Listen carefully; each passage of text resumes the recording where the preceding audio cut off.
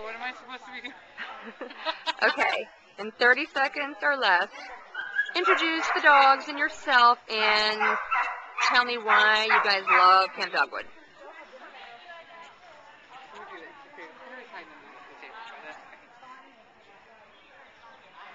Are you ready?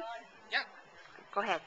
Okay. Hi, my name is Lisa. This is Spring, my golden retriever, and Raven on the ground, and Henry, who are both Cavalier King Charles Spaniels. We've been coming to camp for, I think about 5 years now, and we love to come to camp. It gives the dogs all kinds of fun things to do. They love to go swimming in the lake. They love to go lure coursing. That's their favorite activity. We tried out dock diving this time, which was a lot of fun, and they just love to come and enjoy the nice outdoor weather.